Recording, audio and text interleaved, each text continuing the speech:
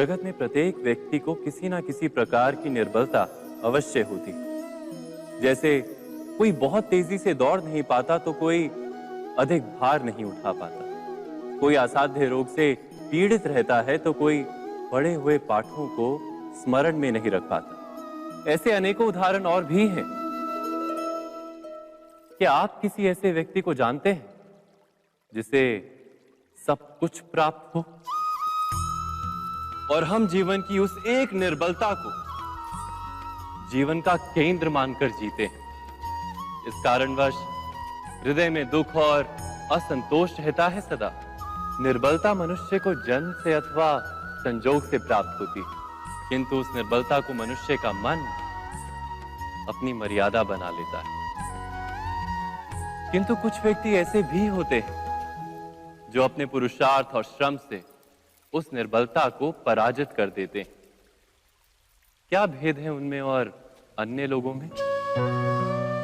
क्या आपने कभी विचार किया है? सरल सा उत्तर है इसका। जो व्यक्ति निर्बलता से पराजित नहीं होता, जो पुरुषार्थ करने का साहस रखता है हृदय में, वो निर्बलता को पार कर जाता है। अर्थात निर्बलता अवश्य ईश्वर देता है, किंतु मर्यादा मनुष्य का मन ही निर्मित करता है। स्वयं विचार कीजिए।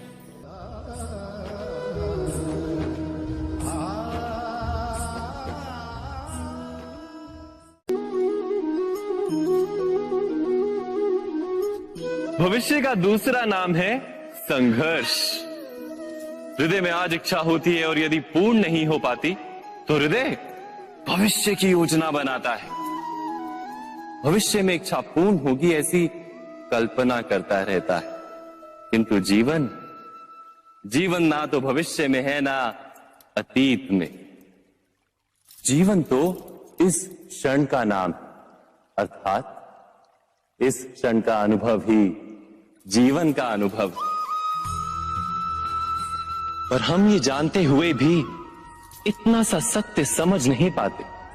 या तो हम बीते हुए समय के स्मरणों को घेर कर बैठे रहते हैं, या फिर आने वाले समय के लिए हम योजनाएं बनाते रहते हैं और जीवन जीवन बीत जाता है। एक सत्य यदि हम हृदय में उतार लें कि ना हम भविष्य देख सकते हैं, ना ही भविष्य निर्मित कर सकते हैं, हम तो केवल धैर्य और साहस के साथ भविष्य को आलिंगन दे सकते हैं, स्वागत कर सकते हैं भविष्य का।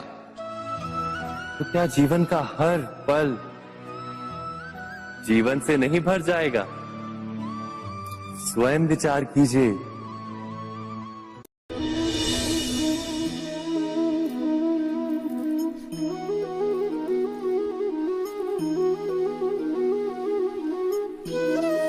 ज्ञान प्राप्ति सदा ही समर्पण से होती है, ये हम सब जानते हैं। किंतु समर्पण का वास्तविक महत्व क्या है? क्या हमने कभी विचार किया? मनुष्य का मन सदा ही ज्ञान प्राप्ति में विभिन्न बाधाओं को उत्पन्न करता है। कभी किसी अन्य विद्यार्थी से ईर्ष्या हो जाती है, कभी पढ़ाए हुए पाठों पर संदेह जन्मता है और कभी गुरु द्वारा दिया गया दंड मन को अहंकार से भर देता है। नहीं, क्या ऐसा नहीं होता? न जाने कैसे कैसे विचार मन को भटकाते हैं और मन की इसी अयोग्य स्थिति के कारण हम ज्ञान प्राप्त नहीं कर पाते। मन की योग्य स्थिति केवल समर्पण से निर्मित होती है। समर्पण मनुष्य के अहंकार का नाश करता है। ईर्ष्या, महत्वाकांक्षा आदि भावनाओं को दूर कर हृदय को शांत करता है और मन को एकाग्र करता है। वास्तव में ईश्वर की सृष्टि में ना ज्ञान की मर्यादा है ना ज्ञानियों की। गुरु दत्तात्रेय ने तो गाय और श्वान से भी ज्ञान प्राप्त कर लिया था। अर्थात विषय ब्रह्म ज्ञान का हो या जीवन के ज्ञान का या गुरुकुल में प्राप्त होने वाले ज्ञान का, उसकी प्राप्ति के लिए गुरु से अधिक महत्व है उस गुरु के प्रति हमारा समर्पण। क्या यह सत्य नहीं?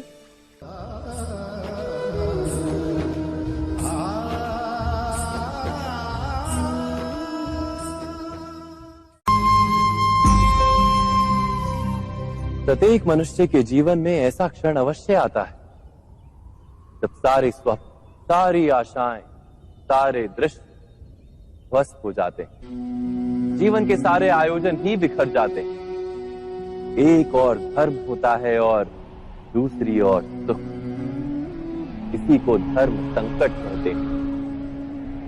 जब धर्म का वहन ही संकट हो और धर्म का त्याग ही सुख हो। विचार कीजिए, कभी किसी स्वजन के विरुद्ध सत्य बोलने का अवसर प्राप्त हो जाता है, कभी ठीक दरिद्रता के समय सरलता से चोरी करने का मार्ग प्राप्त हो जाता है, कभी किसी शक्तिशाली राजनेता या राजा के कर्मचारी का अधर्म प्रकट हो जाता है। सबके जीवन में ऐसी घटना बनती ही रहती है। अधिकतर लोग ऐसे किसी क्षण को धर्म संकट के रूप में जान ही नहीं पाते। हमें किसी प्रकार के संघर्ष का अनुभव ही नहीं होता। सहजता से सुख की ओर खींचे चले जाते हैं, जैसे मक्खी गुड़ की ओर खींची चली जाती। वास्तव में धर्म संकट का क्षण ईश्वर के निकट जाने का क्षण होता है।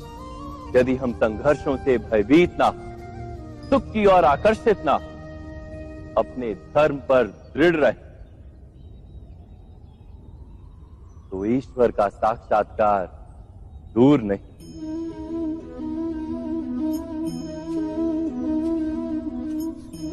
पवन से युद्ध करने वाला पत्ता यदि पेड़ से गिरता है तो भी आकाश की ओर उठता है। पवन से झुकने वाली घास वहीं भूमि पर रह जाती। अर्थात धर्म संकट से यदि हम संकट को ही टाल दें तो सुख तो मिलता है, जीवन बढ़ता है, किंतु क्या चरित्र नहीं टूटता? क्या आत्मा दरिद्र नहीं हो जाती? क्या ईश्वर से अंतर नहीं हो जाता? स्वयं विचार कीजिए।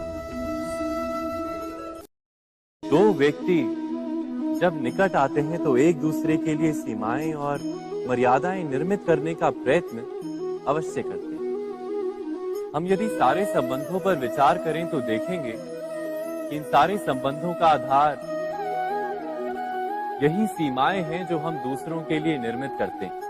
और यदि अनजाने में भी कोई अन्य व्यक्ति इन सीमाओं को तोड़ता है तो उसी क्षण हमारा हृदय क्रोध से भर जाता है। इन सीमाओं का वास्तविक रूप क्या है? क्या हमने कभी विचार किया? सीमाओं के द्वारा हम दूसरे व्यक्ति को निर्णय करने की अनुमति नहीं देते। अपना निर्णय उस व्यक्ति पर थोपते, अर्थात किसी की स्वतंत्रता का अस्वीकार करते हैं। और जब स्वतंत्रता का अस्वीकार किया जाता है तो उसका हृदय दुख से भर जाता है। और जब वो सीमाओं को तोड़ता है तो हमारा हृदय क्रोध से भर जाता है। क्या ऐसा नहीं होता?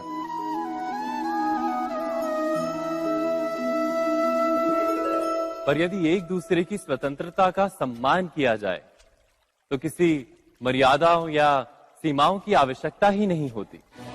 अर्थात जिस प्रकार स्वीकार किसी संबंध का देह है, क्या वैसे ही स्वतंत्रता किसी संबंध की आत्मा नहीं? स्वयं विचार कीजिए। सबके जीवन में ऐसा प्रसंग अवश्य आता है कि सत्य कहने का निश्चय होता है हृदय में, किंतु मुख से सत्य निकल नहीं पाता। कोई भय मन को घेर लेता है। किसी घटना अथवा प्रसंग के बारे में बात करना या फिर स्वयं से कोई भूल हो जाए उसके बारे में कुछ बोलना, क्या ये सत्य है? नहीं, ये तो केवल तथ्य है। अर्थात जैसा हुआ था वैसा केवल बोल देना सामान्य सी बात है। किंतु कभी कभी उस तथ्य को बोलते हुए भी भय लगता है।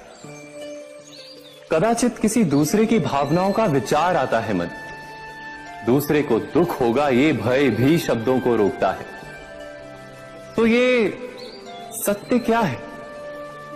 क्या हमने कभी विचार किया है? जब भय रहते हुए भी कोई तथ्य बोलता है तो वो सत्य कहलाता है।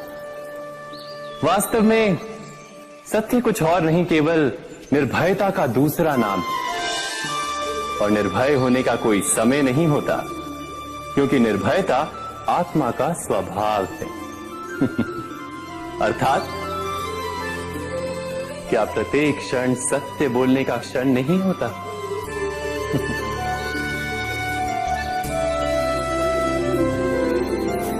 स्वयं विचार कीजिए।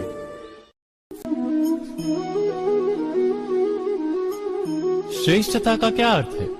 श्रेष्ठता का अर्थ है दूसरों से अधिक ज्ञान प्राप्त करना। अर्थात मूल्य इस बात का नहीं कि स्वयं कितना ज्ञान प्राप्त किया, मूल्य इस बात का है कि प्राप्त किया हुआ ज्ञान अन्य लोगों से कितना अधिक है। अर्थात श्रेष्ठता की इच्छा ज्ञान प्राप्ति को भी एक स्पर्धा बना देती है। और स्पर्धा में विजय अंतिम कब होती है?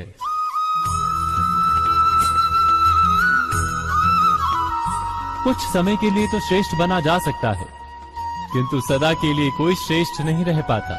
फिर वही असंतोष, पीड़ा और संघर्ष जन्म लेता है।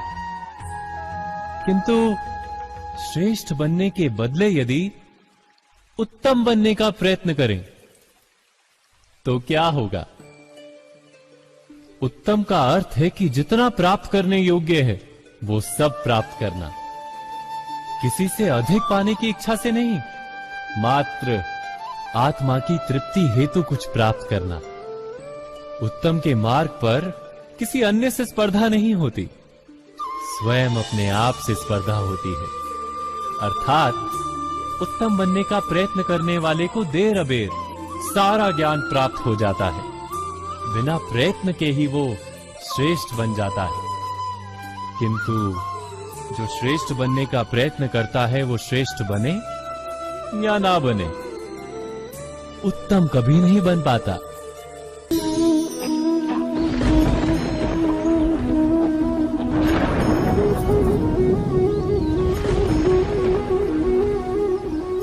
सपनों और पूर्वाभासों के आधार पर हम भविष्य के सुख दुख की कल्पना करते हैं। भविष्य के दुख का कारण दूर करने के लिए हम आज योजना बनाते हैं। किंतु कल के संकट को आज निर्मूल करने से हमें लाभ मिलता है या हानि पहुंचती है? ये प्रश्न हम कभी नहीं करते।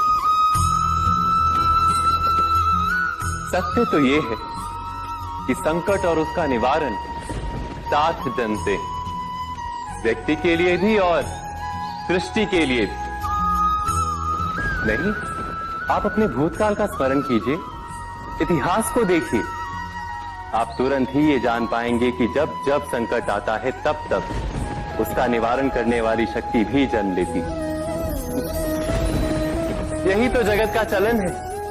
वस्तुतः संकट ही शक्ति के जन्म का कारण है। प्रत्येक व्यक्ति जब संकट से निकलता है तो एक पद आगे बढ़ा होता है, अधिक चमकता है, आत्मविश्वास से अधिक भरा होता है, न केवल अपने लिए अपितु विश्व के लिए भी। क्या ये सत्य नहीं?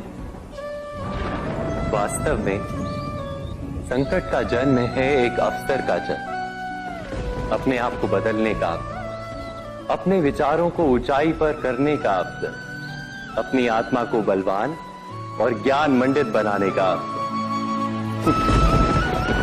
जो ये कर पाता है उसे कोई संकट नहीं होता, किंतु जो ये नहीं कर पाता वो तो स्वयं एक संकट है विश्व के लिए। विचार कीजिए।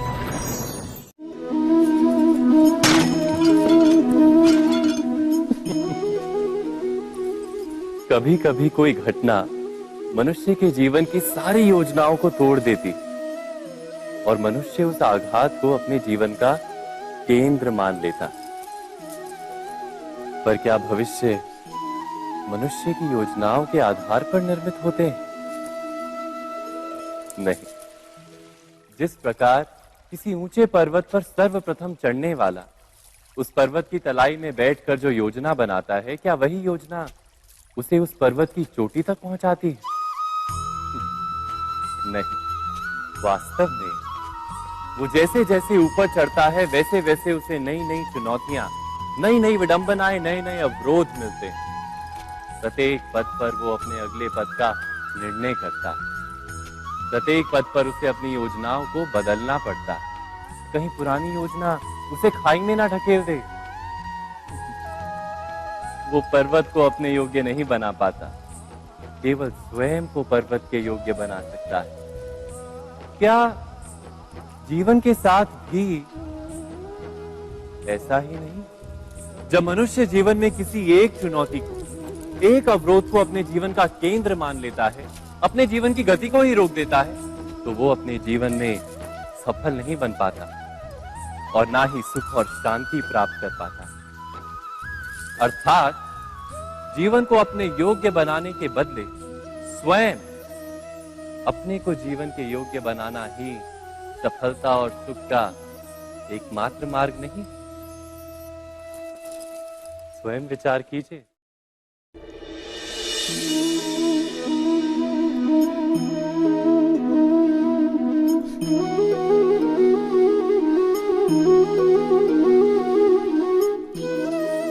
जीवन का हर क्षण निर्णय का क्षण होता है। प्रत्येक पद पर दूसरे पद के विषय में कोई निर्णय करना ही पड़ता है और निर्णय अपना प्रभाव छोड़ जाता है।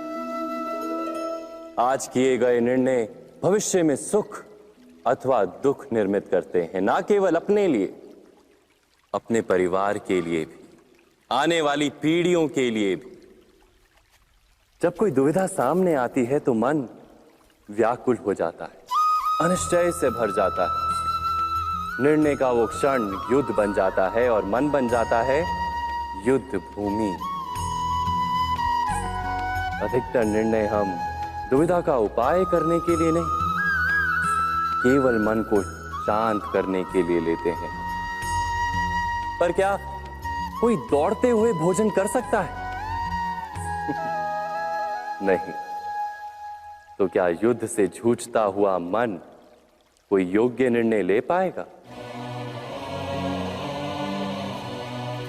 वास्तव में शांत मन से जब कोई निर्णय करता है तो अपने लिए सुखद भविष्य बनाता है, किंतु अपने मन को शांत करने के लिए जब कोई निर्णय करता है तो वो व्यक्ति भविष्य में अपने लिए कांटों भरा वृक्ष लगाता है। स्वयं विचार कीजिएगा।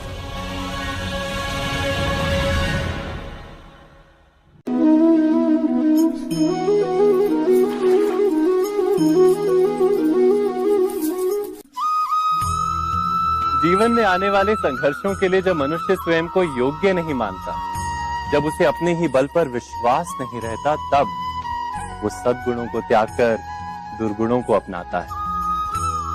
वस्तुतः मनुष्य के जीवन में दुर्जनता जन्म ही तब लेती है जब उसके अंतर में आत्मविश्वास नहीं होता। आत्मविश्वास ही अच्छाई को धारण करता है। ये आत्मविश्वास है क्या?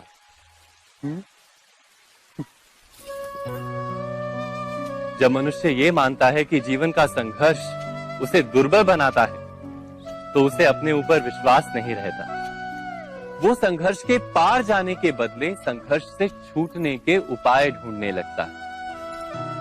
किंतु जब वो ये समझता है कि ये संघर्ष उसे अधिक शक्तिशाली बनाते हैं, ठीक जैसे व्यायाम करने से देह की शक्ति बढ़ती, तो प्रत्येक संघर्ष के साथ उसका उत्साह बढ़ता है। अर्थात आत्मविश्वास और कुछ भी नहीं, मन की स्थिति, जीवन को देखने का दृष्टिकोण मात्र है। और जीवन का दृष्टिकोण तो मनुष्य के अपने वश में होता है। स्वयं विचार कीजिए।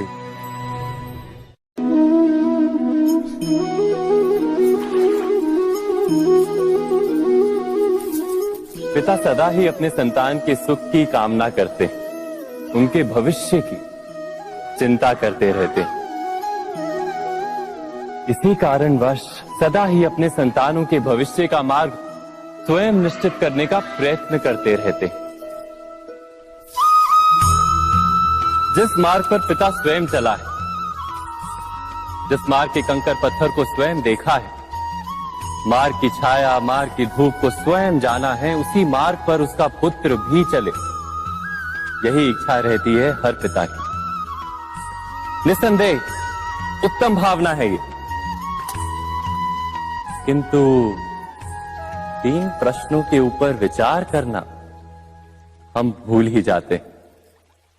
कौन से प्रश्न? प्रथम प्रश्न, क्या समय के साथ प्रत्येक मार्ग बदल नहीं जाते? क्या समय सदा ही नई चुनौतियों को लेकर नहीं आता? तो फिर बीते हुए समय के अनुभव नई पीढ़ी को किस प्रकार लाभ दे सकते हैं? दूसरा प्रश्न, क्या प्रत्येक संतान अपने माता पिता की छवि होता है? हाँ, संतानों को संस्कार तो अवश्य माता पिता देते हैं, किंतु भीतर की क्षमता तो ईश्वर देते हैं। तो जिस मार्ग पर पिता को सफलता मिली है, विश्वास है कि उसी मार्ग पर उसकी संतानों को भी सफलता और सुख प्राप्त होगा। तीसरा प्रश्न, क्या जीवन के संघर्ष और चुनौतियां लाभकारी नहीं होती? क्या प्रत्येक नया प्रश्न एक नए उत्तर का द्वार नहीं खोलता? तो फिर संतानों को नए नए प्रश्नों, संघर्षों और चुनौतियों से दूर रखना, ये उनके लिए लाभ करना कहलाएगा या हानि पहुंचाना? अर्थात जिस प्रकार संतान के भविष्य का निर्माण करने के बदले उसके चरित्र का निर्माण करना श्रेष्ठ है, वैसे ही संतानों के जीवन का मार्ग निश्चित करने के बदले उन्हें नए संघर्षों के साथ जूझने के लिए मनोबल व ज्ञान देना अधिक लाभदायक नहीं होगा? स्वयं विचार कीजिए। मनुष्य की सबसे बड़ी दुर्बलता क्या होती है? सोचिए। धन, प्रेम, अहंकार। मनुष्य की सबसे बड़ी दुर्बलता होती है उसके रहस्य। चाहे आप कितने भी शक्तिशाली क्यों ना हो, कितने भी प्रबल क्यों ना हो, परंतु उसके रहस्य उसके नाश की चाबी होती है। इसलिए यदि प्रबल रहना है, शक्तिशाली रहना है, समर्थ रहना है, तो अपने रहस्य को किसी को भी ना बताएं, ना मित्र को और ना ही शत्रु को, क्योंकि समय पड़ने पर कब कौन शत्रु हो जाए ऐसा कहना संभव नहीं। विभीषण को रावण के अमृत कुंड का ज्ञात था, इसीलिए प्रभु श्री राम रावण का वध करने में सफल हो सके। इसलिए उचित यही है कि आप अपने रहस्य को स्वयं तक ही सीमित रखें। मनुष्य जीवन की परीक्षा में सफल होने के लिए क्या नहीं करता? वो परिश्रम करता है, दौड़ भाग करता है, और ये सब करने के पश्चात भी जब उसका काम नहीं बनता तो वो नकल करता है ना? तनिक लौटिए अपने बचपन में, स्मरण कीजिए अपने बचपन की स्मृतियों का। क्या स्मरण हुआ? विद्यालय में जब आप परीक्षा देने जाते थे तो क्या होता था? आप ना सही, परंतु कोई ना कोई सफलता पाने के लिए नकल करता ही था और उत्तीर्ण भी हो जाता था, है ना? परंतु जीवन की परीक्षा ऐसी नहीं होती। नकल करने वाला सफल नहीं होता। कारण विद्यालय में सबके प्रश्न पत्र एक होते थे, परंतु जीवन के प्रश्न पत्र और उनकी कठिनाई सबके लिए भिन्न होती, तो निश्चित रूप से उनके उत्तर भी भिन्न होंगे ना। इसलिए यदि आपको जीवन में सफलता पानी है तो नकल ना कीजिए, स्वयं के प्रश्नों का उत्तर स्वयं ढूंढिए और सफलता आपकी ही होगी। मनुष्य का जीवन हार और जीत विजय और पराजय, सफलता और असफलता के मध्य झूलता रहता है। आपके साथ भी ऐसा होता होगा, है ना? जब आप सफल होते हैं, किसी चुनौती पर विजय पाते हैं, तो मन प्रसन्नता से आनंद के उपवन में झूमने लगता है। और जब आप असफल होते हैं, तब मन दुख और पीड़ा के सागर में डूबने लगता है। परंतु वास्तव में सफलता और असफलता है क्या? तनिक ध्यान से सोचिए। ये केवल हमारी मनोस्थिति मात्र है। हमारी पराजय तब नहीं होती जब हमारा शत्रु विजय प्राप्त कर ले। हमारी पराजय तब होती है जब हम पराजय स्वीकार कर लें। हम असफल तब नहीं होते जब हम लक्ष्य ना पा सके। हम असफल तब होते हैं जब हम प्रयास करना बंद कर दें। इसलिए प्रयास करते रहें और हार ना माने, क्योंकि जिस दिन आप हार स्वीकारना बंद कर देंगे, जीत आपके चरणों में होगी।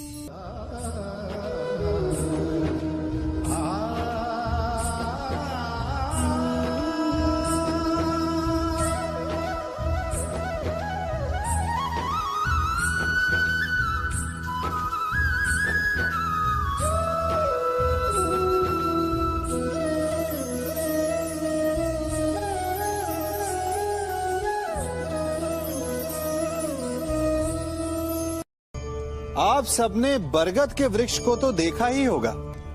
क्या आपको ज्ञात है, बरगद के वृक्ष के बीज का आकार राई से भी छोटा होता है, परंतु बरगद का वृक्ष संसार के महाकाय वृक्षों में जाना जाता है। जब उसका जन्म होता है, तब उसमें वो जटाएं, वो शाखाएं नहीं होती, परंतु जैसे जैसे उसका विस्तार होता है, जैसे जैसे वो अधिक शाखाओं का भार उठाता है, अधिक पत्तियों का सृजन करता है, वैसे वैसे उसकी शाखाएं जटाएं बनकर जड़ तक पहुंचती है और इस वृक्ष को सहारा देती है। ये जीवन का बहुत महत्वपूर्ण पथ है। बिना लोभ लालच शुभ कार्य करें, अन्य लोगों की सहायता करें। धीरे धीरे आपने जिनकी सहायता की, वो आपके सहायक बनते जाएंगे, आपकी जड़ों को और बलशाली बनाएंगे, आयु, मान और आकार बढ़ाएंगे। सहजीवन, सहायता और निष्काम कर्म आपको मृत्यु के पश्चात भी मरने नहीं देगा, आपको अमर रखेगा। हमारा शरीर प्रकृति का एक महान आविष्कार है। इससे जटिल संरचना संसार में और कोई नहीं। हमारा शरीर जितना जटिल है, यदि इसे ठीक से जाना जाए, तो इससे अधिक सरल ज्ञान देने वाला और कोई नहीं। हमारे शरीर में 5 इंद्रियां होती हैं, जो हमें भाव, गुण और वस्तुओं का बोध कराती हैं। हमारे पास आंखें हैं, नाक है, स्पर्श के लिए त्वचा है, कान है और जीभा है। सबका भिन्न भिन्न कार्य है। आंखों से देखना, कानों से सुनना, नथनों से श्वास लेना, त्वचा से स्पर्श करना और जीभा से स्वाद लेना। परंतु क्या आपने कभी सोचा कि प्रकृति ने हमें 2 आंखें दी, 2 नथने दी, 2 कान दी, स्पर्श के लिए ये पूरा शरीर दिया, परंतु जीभा केवल 1 दी? ऐसा क्यों? क्योंकि प्रकृति चाहती है कि हम देखें अधिक, सुने अधिक और ज्ञान अधिक अर्जित करें, बोले कम। क्योंकि अधिक वाचाल नाश को निमंत्रण देता है। स्मरण रखिएगा।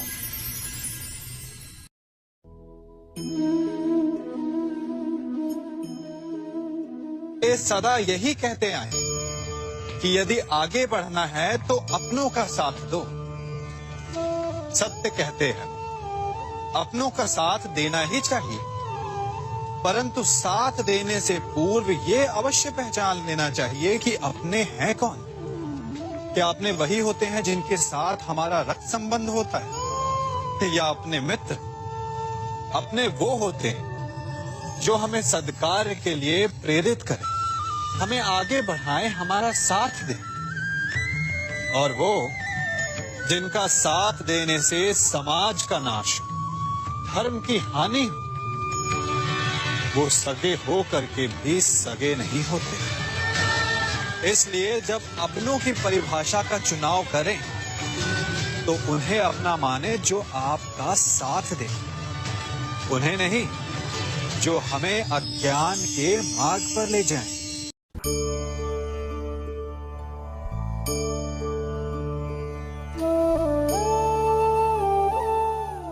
आप जिनसे प्रेम करते हैं सदा उनके समीप रहना चाहते हैं, नहीं चाहते कि कभी अपनों से दूर होना पड़े, बिछड़ना पड़े। परंतु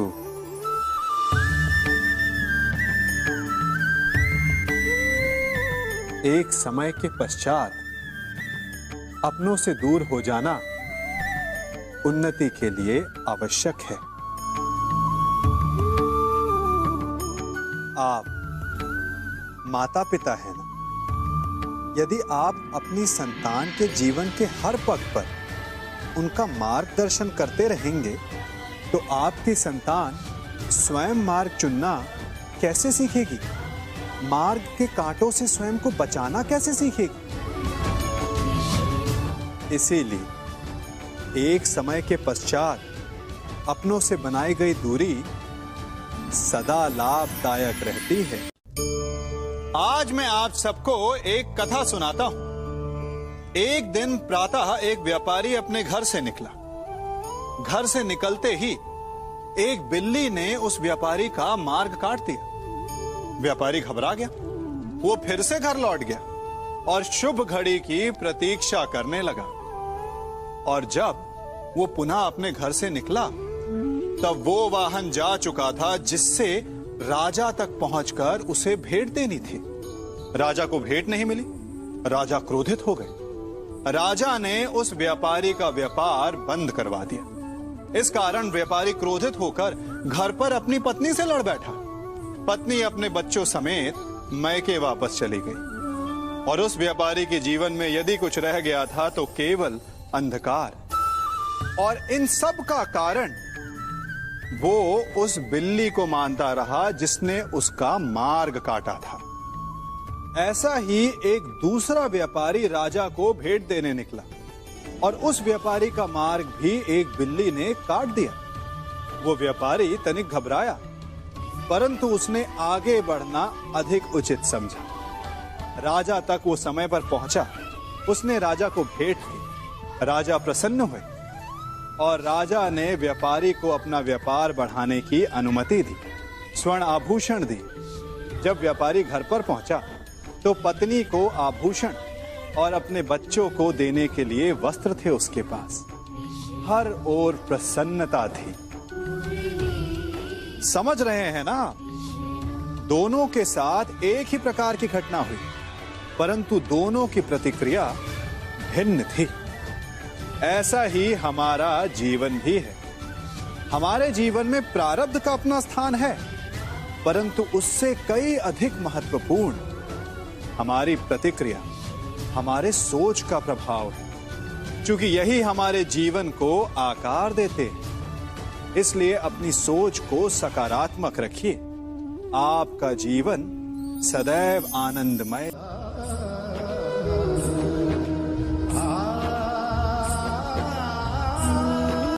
हम सभी अपने जीवन में कोई ना कोई कार्य करते हैं। कार्य करते हैं तो थकान की अनुभूति होती है और यदि थकान ना उतरे तो कार्य करने का मन नहीं करता। हम आशा करते हैं कि कदाचित एक दिन में 24 के स्थान पर 26 घंटे होते तो आराम करने के लिए हमें और अधिक समय मिल जाता। हमें ऐसा अनुभव होता है कि हम बहुत अधिक कार्य कर रहे हैं, है ना? परंतु क्या आपने कभी सोचा है कि जो लोग संसार में सफल हैं, उनके पास भी सफल होने के लिए दिन में केवल 24 घंटे थे। तो फिर वो सफल क्यों है? इसका एक छोटा सा रहस्य है। वो कार्य चुनते हैं जो उन्हें प्रिय है, जिसे करने में उन्हें आनंद आता है। उन्हें लगता ही नहीं कि वो कार्य कर रहे हैं, उन्हें लगता है कि वो प्रतिपल आनंद मना रहे हैं। और जब आप आनंद मनाते हैं तो थकान कैसी? इसलिए यदि आप जीवन में कोई भी कार्य करें तो वो आपके मन को भाना चाहिए, या जो कार्य आप कर रहे हैं उसे अपने मन को भा देने दो। सफलता आपको मिलेगी। कभी सोचा है हमारा जीवन भी उस रेत की घड़ी की भांति है? जो रेत नीचे गिर चुकी है वो हमारा अतीत है, जो अब भी ऊपर है वो हमारा आने वाला भविष्य है, और वर्तमान ये संकुचित स्थल है जहां से धीरे धीरे करके रेत गिर रही है। अर्थात हमारे पास जीने के लिए यही एक क्षण है। उसका उपयोग कैसे करना है ये हम पर निर्भर करता है। जो बीत गया उसका दुख मनाना है, या जो भविष्य में होने वाला है उसकी प्रतीक्षा में क्रोध करना है। सब कुछ करने के लिए यही एक क्षण है। प्रसन्न रहना है तो उसके लिए भी यही एक पल है। प्रतीक्षा करते रहोगे तो ये पल भी भूतकाल में बदल जाएगा। इसलिए आनंद के लिए, परोपकार के लिए प्रतीक्षा ना कीजिए। आपके पास जो पल है उनका भरपूर सदुपयोग कीजिए, क्योंकि इस घड़ी को पलटकर आप फिर से समय अवश्य गिन सकते हैं, परंतु अपना बीता हुआ समय आप वापस नहीं लौटा पाएंगे।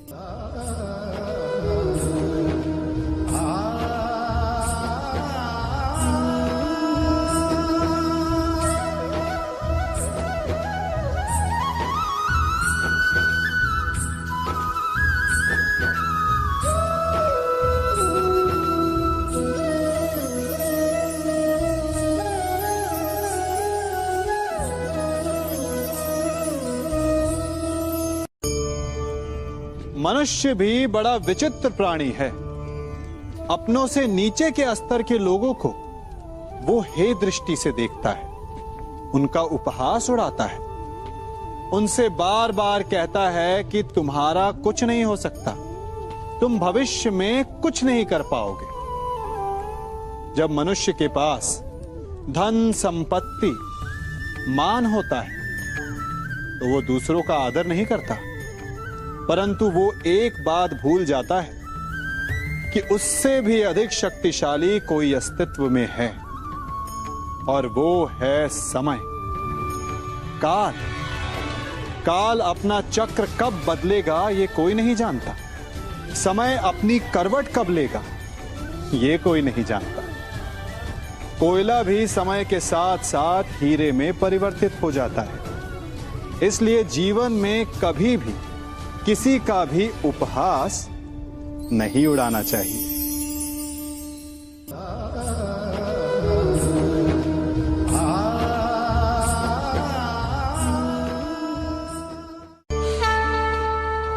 गर्व, अभिमान और अहंकार, ये तीनों सुनने में एक जैसे लगते हैं, परंतु तीनों का अर्थ भिन्न होता है और परिणाम भी।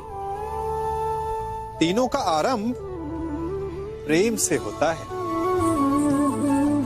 स्वयं से प्रेम, परिश्रम हमारे मन में गर्व को जन्म देता है, और सफलता अभिमान जगाती है। यहां तक ठीक है, परंतु जब ये भावना अहंकार बन जाती है तब वो समस्या बन जाती है, क्योंकि सबसे बुरा अंत अहंकारी का ही होता है। परंतु मनुष्य के लिए पहेली यही है कि पहचाना कैसे जाए कि अहंकार जग गया है और उसका दमन आवश्यक है। इसका उत्तर मैं नहीं, आपका मन देगा। जब तक आप स्वयं से प्रसन्न हैं, जब तक आप सबसे ऊंचा उठने का प्रयास कर रहे हैं, तब तक ठीक है। परंतु जब आपके मन में दूसरों को नीचा समझने का भाव आ जाए तो सावधान हो जाइए, क्योंकि यही अहंकार है जो वास्तव में आपको हीन कर रहा है।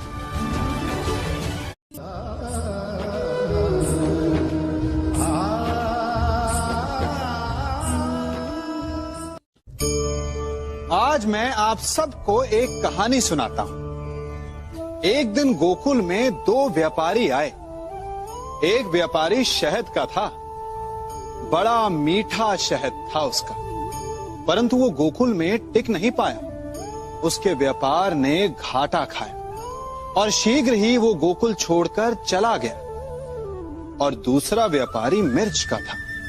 पहले दिन वो एक पोटली लाया और दूसरे ही दिन वो पूरी बैलगाड़ी भर कर लाया और धीरे धीरे पूरी मथुरा में उसकी धाक जम गई। मुझे बड़ा आश्चर्य हुआ, तो मैंने बाबा से पूछा कि ऐसा क्यों कि एक मीठे शहद का व्यापारी कंगाल हो गया और एक मिर्च का व्यापारी धीरे धीरे नगर सेठ बन गया। बाबा मुस्कुराए और उन्होंने कहा कि मीठी बोली बोलने वाले की तीखी मिर्च भी बिक जाती है और जो कड़वी बोली बोलता है उसका मीठा शहद भी नहीं बिकता। वाह, कितने उत्तम विचार हैं उनके, और उचित ही है। मनुष्य अपने जीवन में सदैव अपने वचनों से उठता है और अपने वचनों से ही गिरता है। इसलिए अपने जीवन में सदैव मीठी बोली बोलने का प्रयास कीजिए, आपका जीवन सरल हो जाएगा। मनुष्य की सबसे बड़ी दुर्बलता क्या होती है? सोचिए। धन, प्रेम, अहंकार। मनुष्य की सबसे बड़ी दुर्बलता होती है उसके रहस्य। चाहे आप कितने भी शक्तिशाली क्यों ना हो, कितने भी प्रबल क्यों ना हो, परंतु उसके रहस्य उसके नाश की चाबी होती है। इसलिए यदि प्रबल रहना है, शक्तिशाली रहना है, समर्थ रहना है, तो अपने रहस्य को किसी को भी ना बताएं, ना मित्र को और ना ही शत्रु को, क्योंकि समय पड़ने पर कब कौन शत्रु हो जाए ऐसा कहना संभव नहीं। विभीषण को रावण के अमृत कुंड का ज्ञात था, इसीलिए प्रभु श्री राम रावण का वध करने में सफल हो सके। इसलिए उचित यही है कि आप अपने रहस्य को स्वयं तक ही सीमित रखें।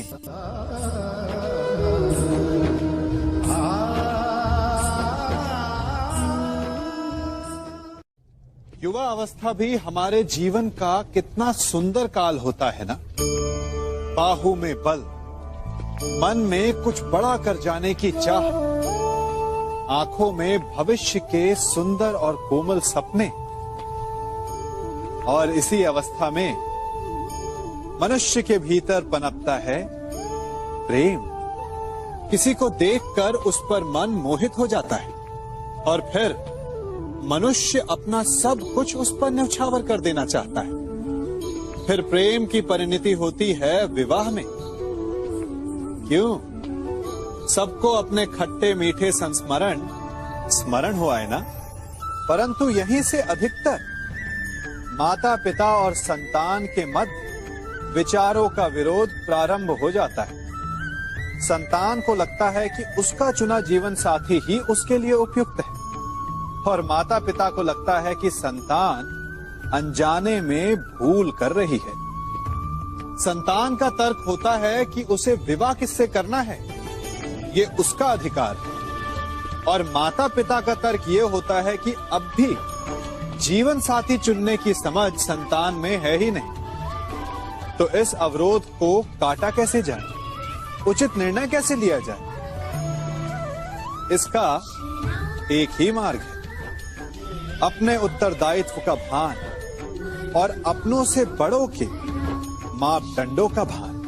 विवाह करने से पूर्व ये जान लेना आवश्यक है कि विवाह केवल अपने प्रेम को पाने का मार्ग नहीं है, अपितु विवाह से जीवन का एक नया द्वार भी खुलता है, और हर नए जीवन के साथ नए उत्तरदायित्व भी होते हैं। और यदि इन उत्तरदायित्वों को समझकर निर्णय लिया जाए तो विश्वास कीजिए, आपका दाम्पत्य जीवन आनंद से भरा रहेगा, और आपको कभी ये पछतावा नहीं होगा कि आपने कोई अनुचित निर्णय लिया।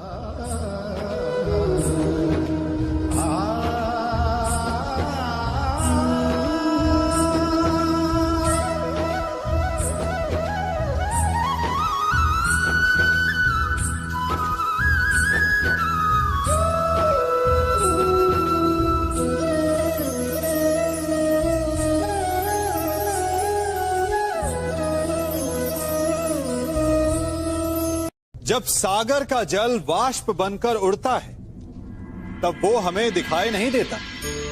मेघ उस जल को अपने भीतर छिपा लेते हैं, लंबी यात्रा करते हैं, प्रयास करते हैं कि वो जल सदा उनके भीतर छिपा रहे, परंतु जब वायु का वेग उन्हें उड़ाकर किसी पर्वत से ले जाकर के टकरा देता है तब उन मेघों को बरसना ही पड़ता है, क्योंकि यही नियति है, यही प्रकृति है।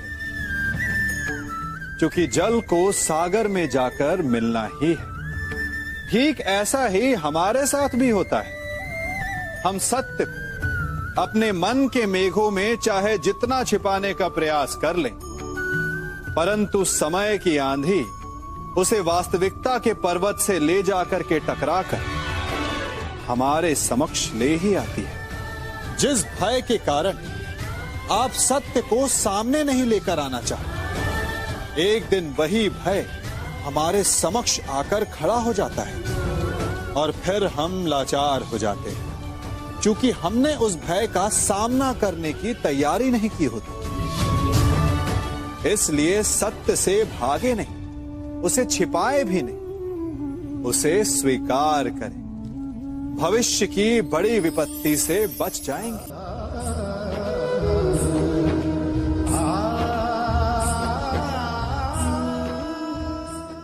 कभी कभी आप सबके जीवन में एक ऐसी विचित्र समस्या अवश्य आती है कि शक्तिशाली के समक्ष मौन हो जाए। उस शक्तिशाली से विवाद करने से बचने के लिए आप मौन रह जाते। मानता हूं, ऐसा करने से आप एक विवाद से बच जाते, एक संघर्ष से बच जाते, परंतु ऐसा बचाव एक बड़े संघर्ष को जन्म दे देता है। कैसे? हमारा मौन रहना अनजाने में उसका समर्थन बन जाता है, और वो स्वयं को अधिक शक्तिशाली अनुभव करता है, और यहां से हमारा दमन प्रारंभ हो जाता है। एक के बाद एक हम अन्याय में अनचाहे रूप से सम्मिलित होते चले जाते हैं। तो इसका तोड़ क्या है? ये समझने के लिए ये जानना आवश्यक है कि ऐसी कौन सी बात है जो आपको विरोध करने से रोकती है। ये सामने वाले की शक्ति नहीं जो आपको रोकती है, ये आपके भीतर छिपा भय है जो आपको रोकता है। हाँ, कभी कभी भय आपकी सुरक्षा अवश्य कर सकता है, परंतु साथ साथ ये भी जानना आवश्यक है कि ये भय ही है जो आपको मौन भी रखता है। इसलिए अपने मन से भय को निकालिए और खुलकर अनीति का, अन्याय का विरोध कीजिए और फिर देखिएगा आपका मन कितना मुक्त, कितना हल्का अनुभव करेगा।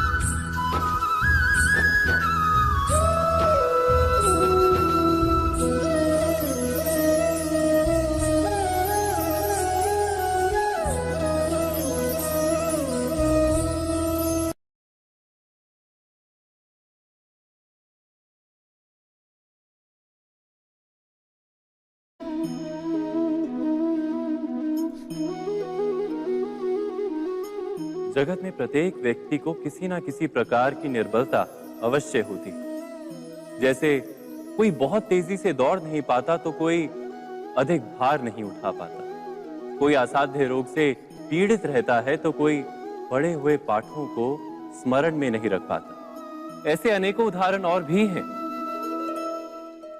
क्या आप किसी ऐसे व्यक्ति को जानते हैं जिसे सब कुछ प्राप्त हो और हम जीवन की उस एक निर्बलता को जीवन का केंद्र मानकर जीते हैं?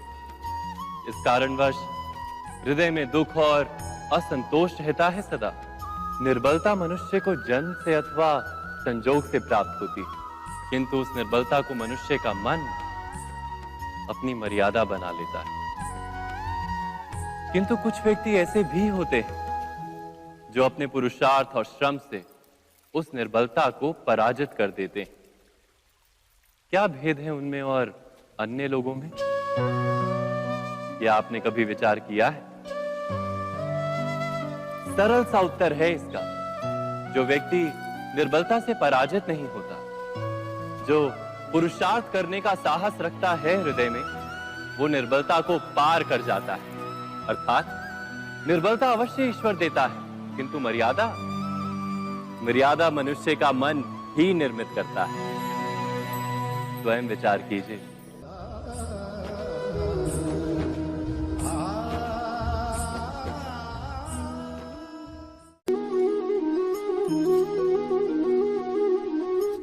भविष्य का दूसरा नाम है संघर्ष।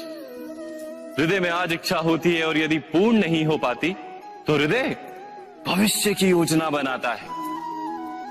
भविष्य में इच्छा पूर्ण होगी ऐसी कल्पना करता रहता है, किंतु जीवन ना तो भविष्य में है ना अतीत में।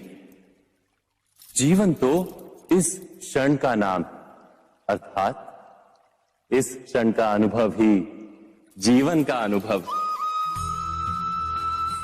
पर हम ये जानते हुए भी इतना सा सत्य समझ नहीं पाते।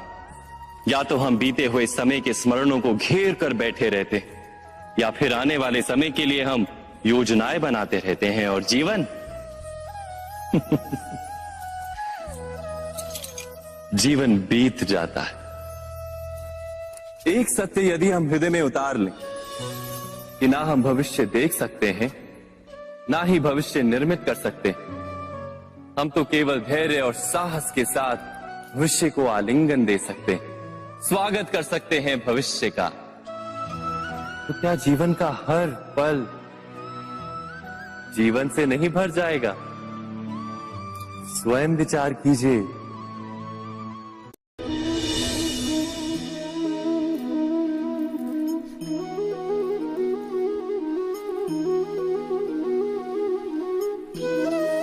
ज्ञान प्राप्ति सदा ही समर्पण से होती है, यह हम सब जानते हैं। किंतु समर्पण का वास्तविक महत्व क्या है? क्या हमने कभी विचार किया? मनुष्य का मन सदा ही ज्ञान प्राप्ति में विभिन्न बाधाओं को उत्पन्न करता है।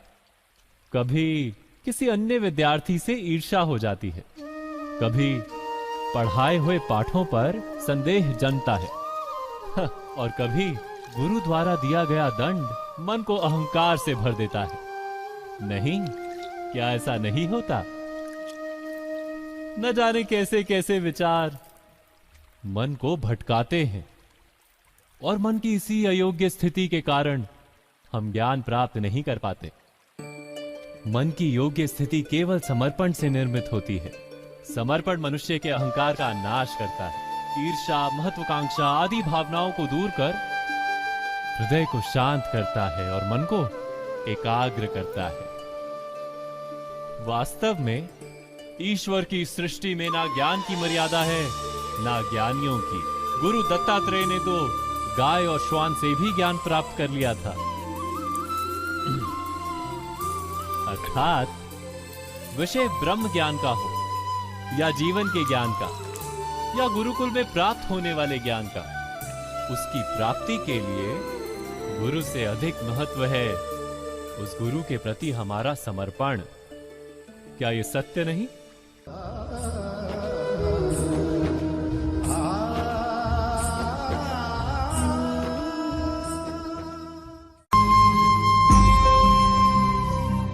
प्रत्येक मनुष्य के जीवन में ऐसा क्षण अवश्य आता है जब सारे स्वप्न, सारी आशाएं, सारे दृश्य ध्वस्त हो जाते हैं। जीवन के सारे आयोजन ही बिखर जाते हैं। एक और धर्म होता है और दूसरी ओर सुख। इसी को धर्म संकट कहते हैं। जब धर्म का वहन ही संकट हो और धर्म का त्याग ही सुख हो। विचार कीजिए, कभी किसी स्वजन के विरुद्ध सत्य बोलने का अवसर प्राप्त हो जाता है, कभी ठीक दरिद्रता के समय सरलता से चोरी करने का मार्ग प्राप्त हो जाता है, कभी किसी शक्तिशाली राजनेता या राजा के कर्मचारी का अधर्म प्रकट हो जाता है। सबके जीवन में ऐसी घटना बनती ही रहती है। अधिकतर लोग ऐसे किसी क्षण को धर्म संकट के रूप में जान ही नहीं पाते। हमें किसी प्रकार के संघर्ष का अनुभव ही नहीं होता। सहजता से सुख की ओर खींचे चले जाते हैं, जैसे मक्खी गुड़ की ओर खींची चली जाती। वास्तव में धर्म संकट का क्षण ईश्वर के निकट जाने का क्षण होता है। यदि हम संघर्षों से भयभीत ना हो, सुख की ओर आकर्षित ना हो, अपने धर्म पर दृढ़ रहे, तो ईश्वर का साक्षात्कार दूर नहीं।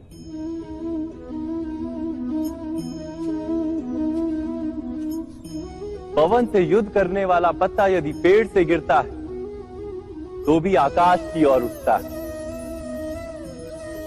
पवन से झुकने वाली घास वहीं भूमि पर रह जाती। अर्थात धर्म संकट से यदि हम संकट को ही टाल दें तो सुख तो मिलता है, जीवन बढ़ता है, किंतु क्या चरित्र नहीं टूटता? क्या आत्मा दरिद्र नहीं हो जाती? क्या ईश्वर से अंतर नहीं हो जाता? स्वयं विचार किए।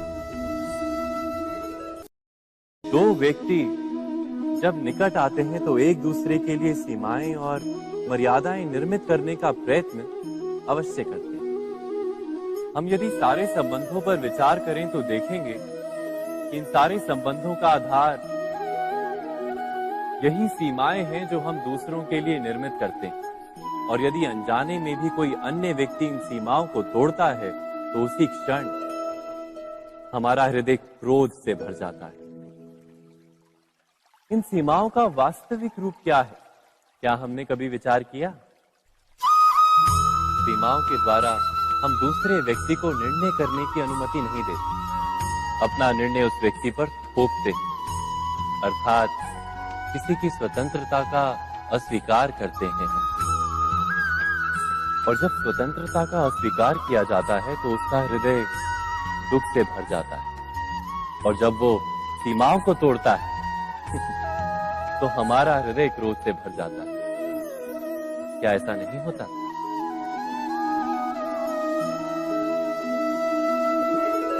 पर यदि एक दूसरे की स्वतंत्रता का सम्मान किया जाए तो किसी मर्यादाओं या सीमाओं की आवश्यकता ही नहीं होती। अर्थात जिस प्रकार स्वीकार किसी संबंध का देह है, क्या वैसे ही स्वतंत्रता किसी संबंध की आत्मा नहीं? स्वयं विचार कीजिए। सबके जीवन में ऐसा प्रसंग अवश्य आता है कि सत्य कहने का निश्चय होता है हृदय में, किंतु मुख से सत्य निकल नहीं पाता। कोई भय मन को घेर लेता है। किसी घटना अथवा प्रसंग के बारे में बात करना या फिर स्वयं से कोई भूल हो जाए उसके बारे में कुछ बोलना, क्या ये सत्य है? नहीं, ये तो केवल तथ्य है। अर्थात जैसा हुआ था वैसा केवल बोल देना सामान्य सी बात है। किंतु कभी कभी उस तथ्य को बोलते हुए भी भय लगता है। कदाचित किसी दूसरे की भावनाओं का विचार आता है मन, दूसरे को दुख होगा ये भय भी शब्दों को रोकता है। तो ये सत्य क्या है? क्या हमने कभी विचार किया है? जब भय रहते हुए भी कोई तथ्य बोलता है तो वो सत्य कहलाता है। वास्तव में सत्य कुछ और नहीं, केवल निर्भयता का दूसरा नाम है। और निर्भय होने का कोई समय नहीं होता, क्योंकि निर्भयता आत्मा का स्वभाव है। अर्थात क्या प्रत्येक क्षण सत्य बोलने का क्षण नहीं होता?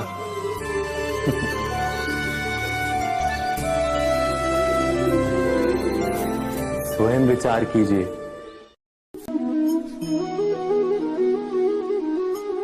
श्रेष्ठता का क्या अर्थ है? श्रेष्ठता का अर्थ है दूसरों से अधिक ज्ञान प्राप्त करना। अर्थात मूल्य इस बात का नहीं कि स्वयं कितना ज्ञान प्राप्त किया, मूल्य इस बात का है कि प्राप्त किया हुआ ज्ञान अन्य लोगों से कितना अधिक है। अर्थात श्रेष्ठता की इच्छा ज्ञान प्राप्ति को भी एक स्पर्धा बना देती है। और स्पर्धा में विजय अंतिम कब होती है?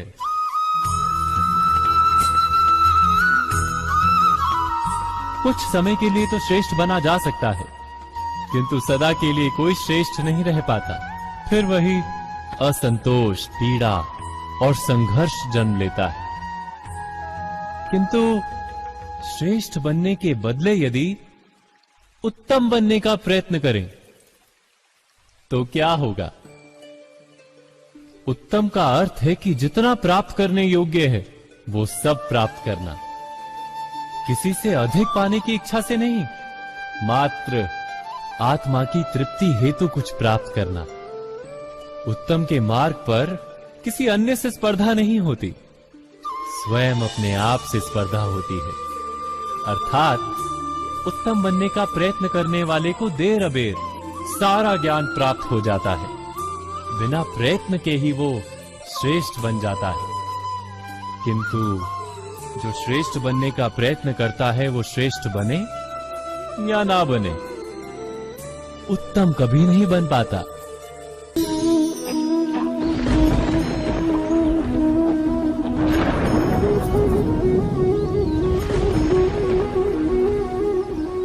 सपनों और पूर्वाभासों के आधार पर हम भविष्य के सुख दुख की कल्पना करते हैं। भविष्य के दुख का कारण दूर करने के लिए हम आज योजना बनाते हैं। किंतु कल के संकट को आज निर्मूल करने से हमें लाभ मिलता है या हानि पहुंचती है? ये प्रश्न हम कभी नहीं करते। सत्य तो ये है कि संकट और उसका निवारण साथ जनते हैं, व्यक्ति के लिए भी और सृष्टि के लिए भी। नहीं, आप अपने भूतकाल का स्मरण कीजिए, इतिहास को देखिए, आप तुरंत ही ये जान पाएंगे कि जब जब संकट आता है तब तब उसका निवारण करने वाली शक्ति भी जन्म लेती है। यही तो जगत का चलन है। वस्तुतः संकट ही शक्ति के जन्म का कारण है। प्रत्येक व्यक्ति जब संकट से निकलता है तो एक पद आगे बढ़ा होता है, अधिक चमकता है, आत्मविश्वास से अधिक भरा होता है, ना केवल अपने लिए अपितु विश्व के लिए भी। क्या ये सत्य नहीं? वास्तव में संकट का जन्म है एक अवसर का जन्म, अपने आप को बदलने का अवसर, अपने विचारों को ऊंचाई पर करने का अवसर, अपनी आत्मा को बलवान और ज्ञान मंडित बनाने का अवसर। जो ये कर पाता है उसे कोई संकट नहीं होता, किंतु जो ये नहीं कर पाता वो तो स्वयं एक संकट है विश्व के लिए। विचार कीजिए।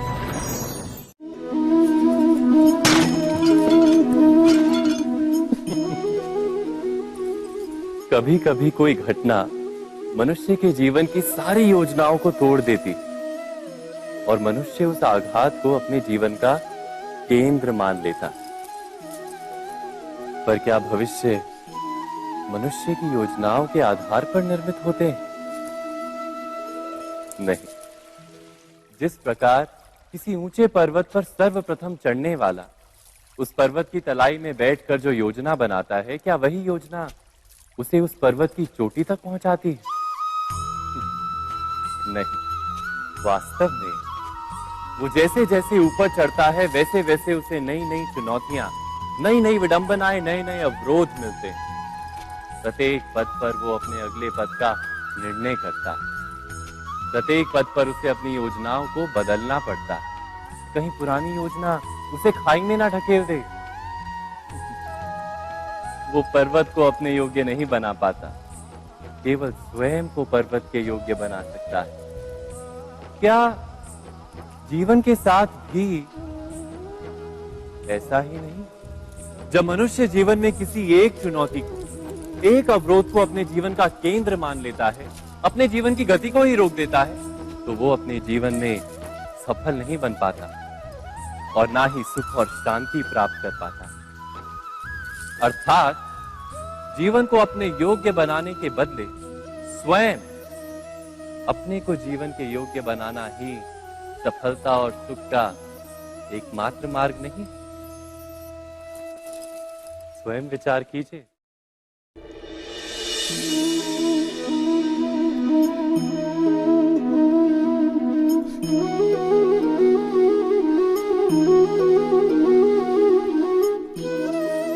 जीवन का हर क्षण निर्णय का क्षण होता है। प्रत्येक पद पर दूसरे पद के विषय में कोई निर्णय करना ही पड़ता है और निर्णय अपना प्रभाव छोड़ जाता है। आज किए गए निर्णय भविष्य में सुख अथवा दुख निर्मित करते हैं, ना केवल अपने लिए, अपने परिवार के लिए भी, आने वाली पीढ़ियों के लिए भी। जब कोई दुविधा सामने आती है तो मन व्याकुल हो जाता है, अनिश्चय से भर जाता है। निर्णय का वो क्षण युद्ध बन जाता है और मन बन जाता है युद्ध भूमि। अधिकतर निर्णय हम दुविधा का उपाय करने के लिए नहीं, केवल मन को शांत करने के लिए लेते हैं। पर क्या कोई दौड़ते हुए भोजन कर सकता है? नहीं। तो क्या युद्ध से जूझता हुआ मन कोई योग्य निर्णय ले पाएगा? वास्तव में शांत मन से जब कोई निर्णय करता है तो अपने लिए सुखद भविष्य बनाता है, किंतु अपने मन को शांत करने के लिए जब कोई निर्णय करता है तो वो व्यक्ति भविष्य में अपने लिए कांटों भरा वृक्ष लगाता है। स्वयं विचार कीजिएगा।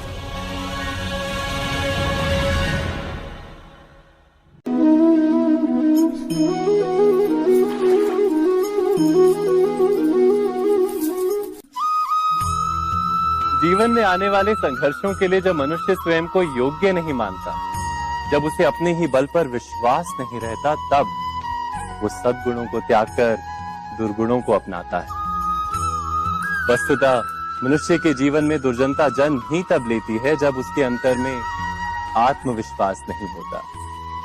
आत्मविश्वास ही अच्छाई को धारण करता है। ये आत्मविश्वास है क्या?